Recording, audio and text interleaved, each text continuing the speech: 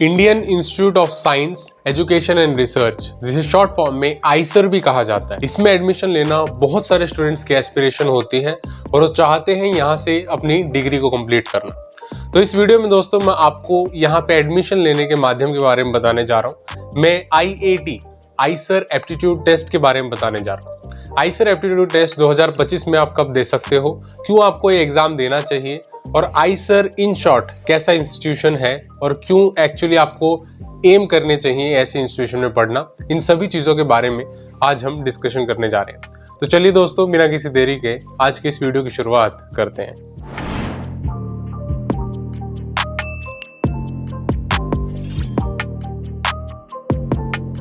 Eicher की official website है Indian Institute of Science education and research. I am sure आपने इससे पहले आइसर का नाम जरूर सुना होगा, और नहीं सुना है तो इस वीडियो में प्लीज सुन लीजिए, बिकॉज ऐसे इंस्टीट्यूशन इंडिया में क्वालिटी एजुकेशन देने के लिए जाने जाते हैं और इनफैक्ट बहुत valuable education, research oriented education देने के लिए जाने जाते हैं। तो दोस्तों, ये ऑफिशियल वेबसाइट है आइसर की, जहाँ पे काफी सारी इंफॉर्मेशन इसके बारे में दी हुई है। एडमिशन 2025 का लिंक भी आप ऊपर देख सकते हैं। तो इनके 6 अलग अलग कैंपसेस हैं। मैं आपको एक एक चीज कंप्लीट डिटेल बताऊंगा दोस्तों आइसर से जुड़ी हुई, कैसे आप यहाँ पे एडमिशन ले सकते हो और कौन कौन सी इंपॉर्टेंट चीजें हैं जिनका आपको एक्चुअली ध्यान में रखना जरूरी है, including all the important dates. उन सभी चीजों के बारे में इस वीडियो में हम लोग डिस्कशन करेंगे। तो दोस्तों, सबसे पहले तो मैं आपको बता देता हूँ आइसर इंस्टीट्यूट के बारे में थोड़ी बहुत बेसिक डिटेल्स, ताकि आपको बैकग्राउंड पता चल जाए कि क्यों ये इंस्टीट्यूशन एक्चुअली नेशनल इंपॉर्टेंस के इंस्टीट्यूशन होते हैं। तो दोस्तों, Eicher institution is the government of India established, और इसके बेसिकली जैसे मैं आपको बता रहा था, अलग अलग जगह पे 7 कैंपसेस हैं। ऑल ओवर इंडिया 7 कैंपस है। सबसे पहले बरहामपुर, फिर है भोपाल, कोलकाता, मोहाली, पुणे, त्रिवेंद्रपुरम और तिरुपति। तो इन टोटल 7 अलग अलग जगह पे इनके कैंपस लोकेटेड हैं, और सातों बहुत अच्छे कैंपस हैं, और इनफैक्ट सब कुछ ना रिसर्च ओरिएंटेड यहाँ पे रहता है। ज्यादातर माइंडसेट रिसर्च का रहता है। इसीलिए मैं एक्चुअली आइसर के बारे में जब बताता हूँ तो स्टूडेंट्स को रिकमेंड करता हूँ कि अगर आपका रिसर्च ओरिएंटेड माइंडसेट है, यानी आप जो है साइंस से ज्यादा जुड़े हुए हैं, you know there are 2 aspects, या तो आप जो है रिसर्च साइड में इंटरेस्टेड हो सकते हैं या आप टोटली प्रैक्टिकल साइड में हो सकते हैं। ठीक है, बीटेक एक प्रैक्टिकल कोर्स है, बैचलर ऑफ टेक्नोलॉजी जब हम बात करते हैं वो एक प्रैक्टिकल कोर्स है। लेकिन जब हम साइंस की बात करते हैं वो रिसर्च ओरिएंटेड स्टूडेंट्स होते हैं, जो आगे जाके मास्टर्स करते हैं, PhD करते हैं। तो there is a basic difference between both. और यहाँ पे लोग रिसर्च माइंडसेट को, रिसर्च ओरिएंटेड स्टडी को फोकस करते हैं। रिसर्च का ही इंस्टीट्यूशन है बेसिकली, ठीक है। लेकिन यहाँ पे दोस्तों इंपॉर्टेंट चीजें हैं कुछ जो आपको ध्यान में रखनी बहुत इंपॉर्टेंट है। यहाँ पे आप ऑलरेडी इन्होंने हाईलाइट करके दिया हुआ है कि साइंस एजुकेशन रिसर्च को ये लोग प्रमोट करते हैं, ठीक है। अभी जो इंपॉर्टेंट चीज ये है कि एक चीज तो बहुत क्लियर है, यहाँ पे टैलेंटेड स्टूडेंट्स आते हैं और यंग माइंड्स आते हैं जो रिसर्च ओरिएंटेड रहते हैं, ठीक है। वो मैं आपको ऑलरेडी बता चुका हूँ। तो यहाँ पे ये लोग BTech, BS, MS dual degree, इन 3 तरीके की डिग्री को ऑफर करते हैं इनके अलग अलग कैंपसेस में, ठीक है। तो स्टार्टिंग में सबसे पहले इन्होंने बताया हुआ है 5 year BS MS dual degree, ठीक है, for science student. Then 4 year BTech in IISER Bhopal. जो बीटेक की डिग्री है that is offered by IISER Bhopal, that could be one of your aims. और BS की degree in economic science is offered by IISER Bhopal again. Then BS in economic and statistical science is offered by IISER Tirupati for science students, ठीक है। Science students के लिए ये BS MS और BTech की degree है। फिर classroom learning integrated with research provided एम्बल scope of interdisciplinary activities, ठीक है। ये चीज तो बहुत क्लियर है, लोग रिसर्च ओरिएंटेड माइंडसेट के साथ पढ़ाते हैं। और इनका जो करिकुलम है that focuses on natural science, engineering science and economics, that is quite clear by the courses which they offer, ठीक है। इकोनॉमिक्स और साइंस के ऊपर इनका ज्यादा फोकस होता है। और आप जो है रिसर्च अगर करना चाहते हो तो यहाँ पे आपके पास बहुत अच्छी अमाउंट ऑफ अपॉर्चुनिटी आपको मिलती है। रेसिडेंशियल कैंपस है विद वेल इक्विप्ड हॉस्टल्स है, इनका कैंपस बहुत अच्छा है, ठीक है। ऑन कैंपस मेडिकल फैसिलिटीज और स्पोर्ट्स फैसिलिटीज, ये सारी चीजें भी ये लोग ऑफर करते हैं, ठीक है। कुछ की फीचर्स हैं यहाँ पे, हाईली कॉम्पिटेंट मोटिवेटेड फैकल्टी है। ये क्लेम करते हैं कि इन फैकल्टी बहुत कॉम्पिटेंट और मोटिवेटेड है, जो आपके फ्यूचर को साइंस की तरफ अच्छी तरीके से शेप करने में आपको हेल्प करेगी। इंटीग्रेटेड UG यानी undergraduate teaching and cutting edge research के ऊपर ये लोग फोकस रखते हैं, which is actually the most important thing. Exposure and access to the world class research facilities right from the start of the programme. तो they offer world class research facilities, that's what they claim. Research internships and year long research project leading to MS thesis which opportunity for interdisciplinary research. ठीक है, तो आप जो है MS thesis के ऊपर आगे बढ़ सकते हो और ये जो है research projects basically year long research project में इंक्लूड हो सकते हो। ये कुछ इनके हाईलाइट्स हैं। ठीक है, this was little bit basic about Eicher. ठीक है, और आइसर को अंडर एस्टिमेट मत करना दोस्तों, क्योंकि आप जो है इनके एलुमनी नेटवर्क पे जाके देख सकते हो। जैसे प्रोफेशनल कुछ कनेक्टिंग वेबसाइट्स हैं, लिंक्डइन वगैरह, आप अगर इनके प्रोफेशनल्स को देखोगे जो यहाँ से पास आउट हुए हैं, इनके एलुमनी नेटवर्क को देखोगे, that is very very strong. और काफी सारे स्टूडेंट्स यहाँ पे जॉब ही नहीं करना चाहते, रिसर्च करने की साइड चले जाते हैं, भले कितनी भी हाई स्टूडेंट पैकेज को ना मिल रहा हो। तो इस टाइप से इनका नेटवर्क है और काफ़ी अच्छा वेल एस्टेब्लिश्ड ये कैंपस है।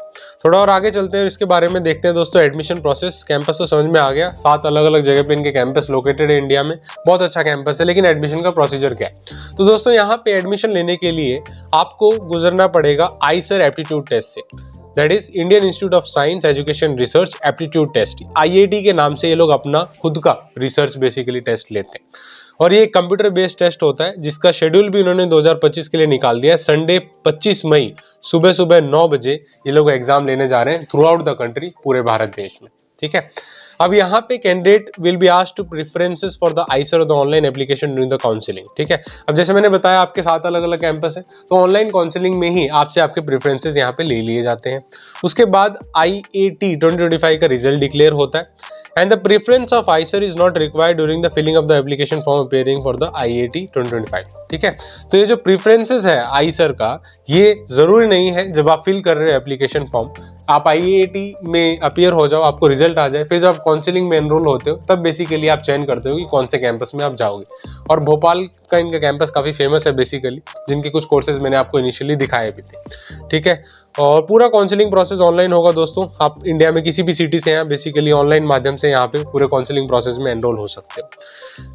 And offer letter of the logged in of the application portal, आपको एप्लीकेशन पोर्टल के ऊपर ही ऑफर लेटर मिल जाएगा अगर आपको कुछ यहाँ पे अपॉर्चुनिटी मिलती है तो एडमिशन ऑफर्स की। और admission offers to any candidate are strictly based upon the following factor. कुछ फैक्टर्स हैं दोस्तों यहाँ पे जिसके बेसिस पे आपको यहाँ पे एडमिशन मिलता है। इन फैक्टर्स को भी 1 बाय 1 देख लेते हैं। पहली चीज क्या है? Seat availability. कितनी सीट आइसर में अभी करंट जो एलोकेशन राउंड चल रहा है सीट एलोकेशन का, उसमें कितनी सीट है, उसके हिसाब से आपको सीट एलोकेट की जाएगी। ठीक है, ऑब्वियसली सीट होंगी तो नहीं मिलेगी। IIT रैंक जो आपको मिला है वो बहुत इंपॉर्टेंट रोल प्ले करता है, जो IIT रैंक से काफी ज्यादा इनका इन्फ्लुएंस हो जाता है। और अगर आपकी IIT रैंक बहुत अच्छी है तो बहुत इजीली आपको यहाँ पे एडमिशन मिल जाता है। फिर Eicher preference given by the candidate. अब क्या है, आप कौन से कैंपस को प्रेफर करते हो उसके बेसिस पे भी डिपेंड करता है कि आपको एडमिशन मिलेगा या नहीं मिलेगा। The category which the candidate is belong. ठीक है, जो आप किस कैटेगरी से आते हैं वो भी ऑब्वियसली डिपेंड करता है, कैटेगरी वाइज यहाँ पे सीट्स होती है। ठीक है, and if the candidate reserved an admission offer, अगर आपको एडमिशन ऑफर मिल जाता है तो आप या तो उसे एक्सेप्ट कर सकते हो या रिजेक्ट कर सकते हो। अगर दोस्तों candidate rejects the offer seat, आपको एक सीट ऑफर की हुई, आपने वो रिजेक्ट कर दी या आपने कोई भी एक्शन नहीं लिया उसके ऊपर, आपने उसे ऐसे ही छोड़ दिया, तो बेसिकली आप अगले राउंड ऑफ काउंसलिंग में पार्टिसिपेट नहीं कर सकते। ये इन्होंने क्लियरली लिखा हुआ है, you will not be able to participate in the further rounds of the counselling, so be careful. और यहाँ पे वही सेम तरह की चीजें दोस्तों, एक्सेप्ट फ्लोट, जैसे कि आप जेईई मेंस की काउंसलिंग में भी देखते हो, accept and float, accept and freeze basically options होते हैं। आपको जो ऑफर मिलता है आप इसी हिसाब से जो भी डिपेंडिंग अपॉन द प्रेफरेंस आप उसे चयन कर सकते हो इसका। ठीक है, अब यहाँ पे एक इंपॉर्टेंट चीज ये है, SAF that is seat acceptance fees आपको देनी पड़ती है। ये अगर आपको एक बार ऑफर मिल जाता है, आपको एडमिशन के लिए ऑफर ग्रीन सिग्नल मिल गया, ठीक है, आप यहाँ पे एडमिशन ले सकते हो, उसके बाद आपको एक्सेप्टेंस फीस देनी पड़ती है। ठीक है, कि आप इस सीट को एक्सेप्ट कर रहे हो, और ये एक्सेप्टेंस फीस बेसिकली होती है 35,000, जिसमें 25,000 प्लस 10,000 का इसका ब्रेकअप है। ये नॉन रिफंडेबल एडमिनिस्ट्रेटिव फीस होती है general, EWS, OBC, PWD, Kashmiri migrant categories के लिए। और ये 12,500 और 5,000 का ब्रेकअप होता है, in total 17,500 for SC and ST categories. ठीक है, तो फीस थोड़ी कम है SC ST कैटेगरीज के लिए। बाकी स्टूडेंट्स के लिए यहाँ पे 35,000 की सीट एक्सेप्टेंस फीस तो आपको देनी पड़ेगी। ठीक है, एक बार आपको यहाँ पे सीट मिल जाती है। ओके, उसके बाद क्या है, candidate can exercise 2 options, 2 options यहाँ पे आप एक्सरसाइज कर सकते हो, या तो आप फ्रीज कर सकते हो या आप फ्लोट कर सकते हो। ठीक है, या तो आप चाहते हो उस ऑफर को अलॉट करना जो भी आपको सीट मिली है, ठीक है, एक्सेप्ट करना। ठीक है, अगर आप फर्दर राउंड में नहीं लेना चाहते हो तो आप उसे फ्रीज कर सकते हो, फ्लोट कर सकते हो। यहाँ पे साफ साफ इनके बारे में लिखा हुआ है, they will allocate the Eicher shown in the offer, they will not participate in the further round of the counselling. अगर आपको जो सीट दी हुई है उसी को सुनिश्चित करना है और अगले राउंड पे नहीं पार्टिसिपेट करना है, तो आप यहाँ पे अपनी सीट को फ्रीज कर सकते हो। फ्रीज मतलब जैसे कि फ्रीजर में फ्रीज होता है, सेम मीनिंग है यहाँ पे।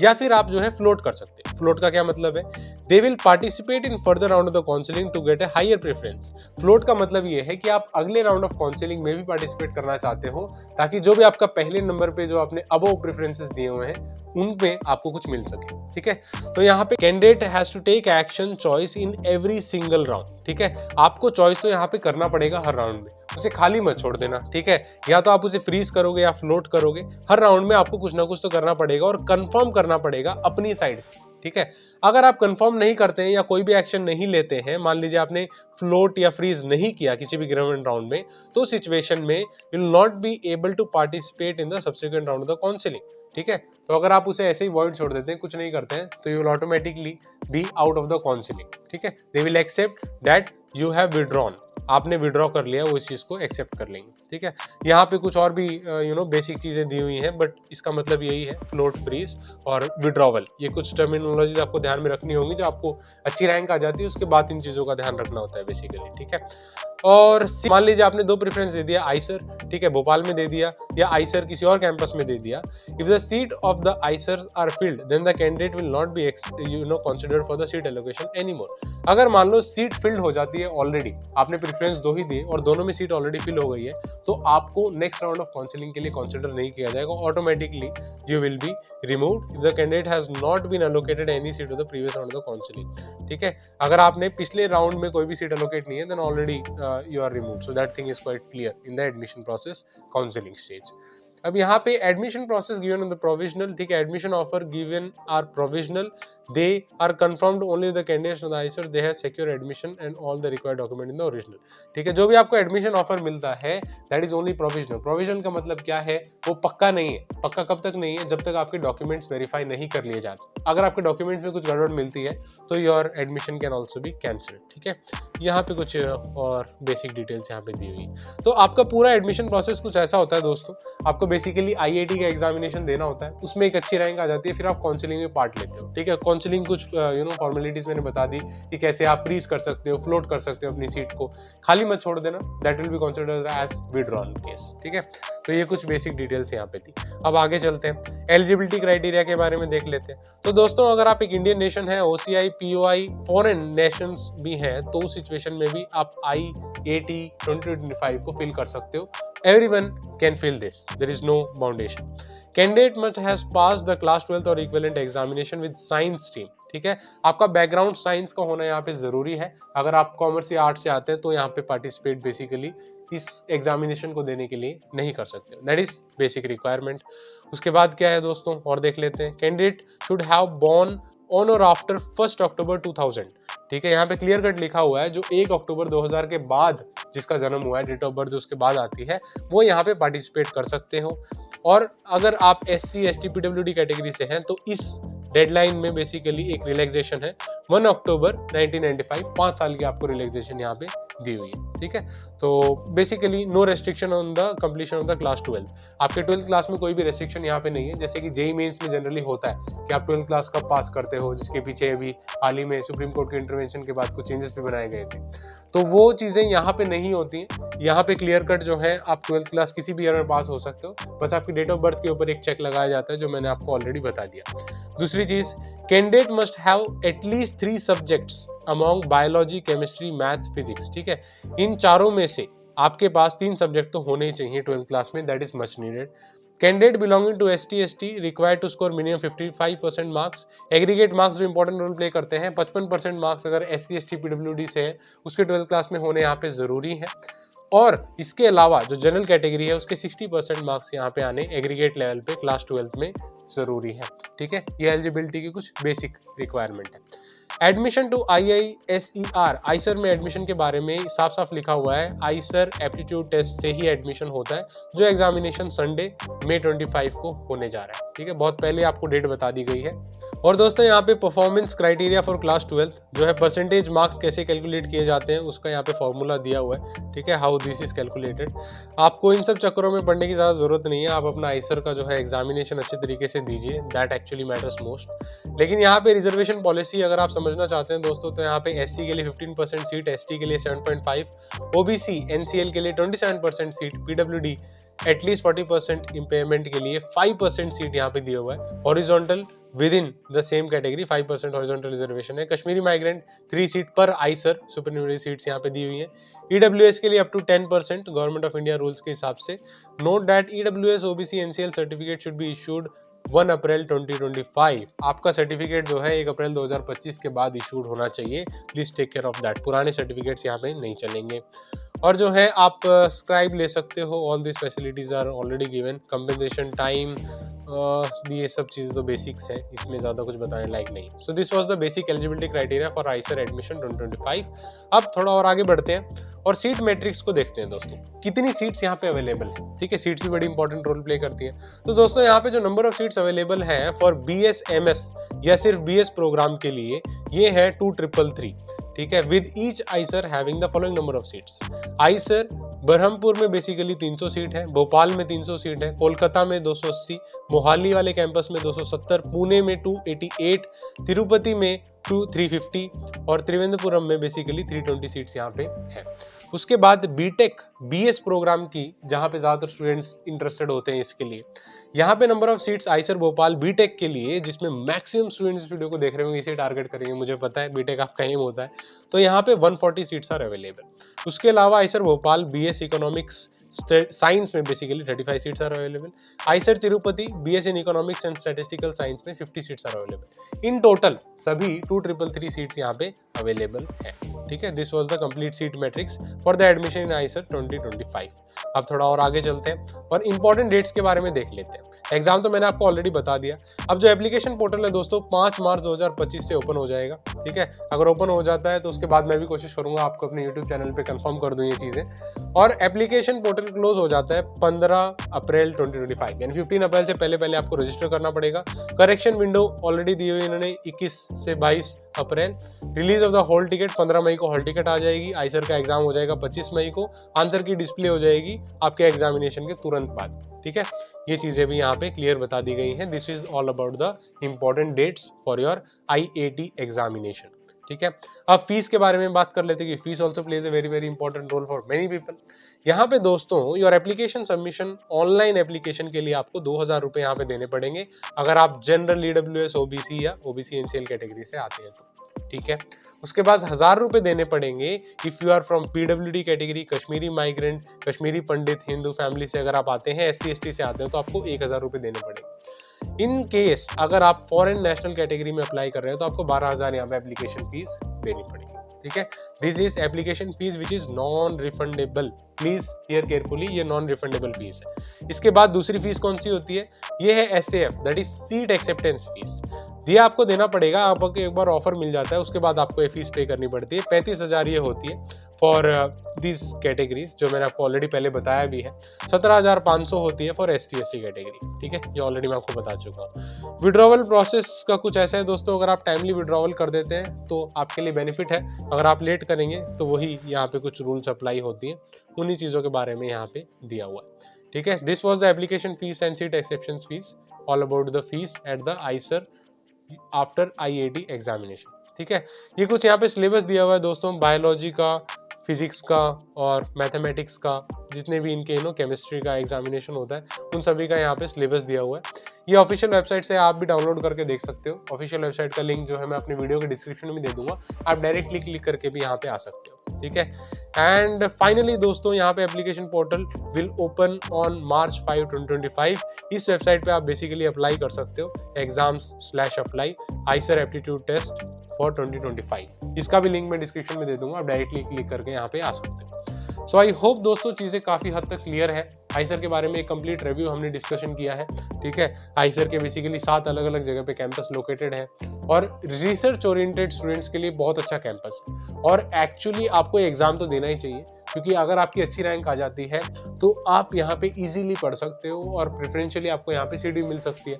और बहुत इन डिमांड कॉलेज है, काफ़ी सारे स्टूडेंट्स यहाँ पे एम करते हैं कि उसे एडमिशन मिल जाए, because IISER kind of institutions are very very important for national building also. ये लोग रियल लाइफ प्रॉब्लम्स को सॉल्व करते हैं, रिसर्च वाला काम करते हैं, which actually directly helps the Indian economy as well. इसीलिए इस टाइप की जो है एग्जामिनेशन प्लीज देने की कोशिश करिए। IAT 2025 जो May 25 को होने जा रहा है, अगर कोई और कोलाइडिंग एग्जामिनेशन नहीं है सेम डे को, तो डेफिनेटली इस एग्जाम को देना प्रेफर जरूर करिए। तो this was the complete detail about Eicher. और जो है आप और किसी चीज के बारे में जानना चाहते हैं तो कमेंट सेक्शन में कमेंट कर सकते हैं, किसी कॉलेज किसी कोर्स के बारे में, बीटेक या साइंस से जुड़ी हुई कोई नॉर्मल डिस्कशन भी आप करना चाहते हैं तो कमेंट सेक्शन आपके लिए ओपन है, प्लीज कमेंट करिए। तो दोस्तों अगर आप दूसरे प्राइवेट इंजीनियरिंग को एक्सप्लोर कर रहे हैं तो एक बिट्स पिलानी में कैंपस है, वो बहुत अच्छा जो है बीटेक की डिग्री ऑफर करता है using the examination known as BITSAT. और बिटसेट के बारे में कंप्लीट डिस्कशन मैंने ऑलरेडी की हुई है, अगर उसे भी देखना चाहते हो तो जो वीडियो स्क्रीन के ऊपर हो रही है इसे क्लिक करके देख सकते हो। वीडियो देखने के लिए बहुत बहुत शुक्रिया दोस्तों, thank you so much for watching. जय हिंद, वंदे मातरम।